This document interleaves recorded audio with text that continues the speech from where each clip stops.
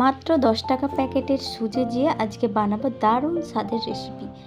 এই রেসিপি বানানোর জন্য প্রথমে জলটাকে ভালো করে ফুটিয়ে নিতে হবে।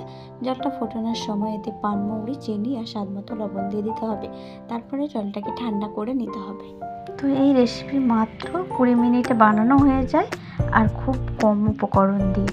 চলুন কিভাবে বানাচ্ছি দেখে নিন। ঠান্ডা করা জলেতে আমি দিয়ে দেবো 2 কাপ পরিমাণ ময়দা, 1 কাপ পরিমাণ সুজি, 1 কাপ পরিমাণ চিনি দিয়ে আমি জলটাকে ফুটিয়ে রেখেছিলাম। যদি দরকার হয় অল্প ময়দা আপনারা দিয়ে ব্যাটারটা এরকম ঘন করে বানিয়ে নেবেন। তারপরে কড়াইটা ভালো করে গরম করে নেবেন। গরম করে তেল দিয়ে ছোট ছোট করে ভেজে নিলেই রেডি হয়ে যাবে এই রেসিপি। লো ফ্লেমে দিয়ে ভেজে নেবেন, তাহলে ভেতর আর বাইরে দুটোই খুব সুন্দর খেতে লাগবে। তো এই রেসিপিটার নাম দিয়েছি আমি সুজির বড়া রেসিপি। তো আপনারা কী নামে চেনেন আমাকে কমেন্ট করে জানাবেন। আর যে দেখছেন আমার চ্যানেলটিকে সাবস্ক্রাইব করে রাখবেন। আমার এই হাতের কাছে থাকা উপকরণ দিয়ে রেসিপিগুলো আপনিও বানাতে পারবেন। যদি ইচ্ছুক থাকেন চ্যানেলটি সাবস্ক্রাইব করে লাইক দিয়ে পাশে থাকবেন আর অবশ্যই বন্ধুদের কাছে শেয়ার করে দেবেন।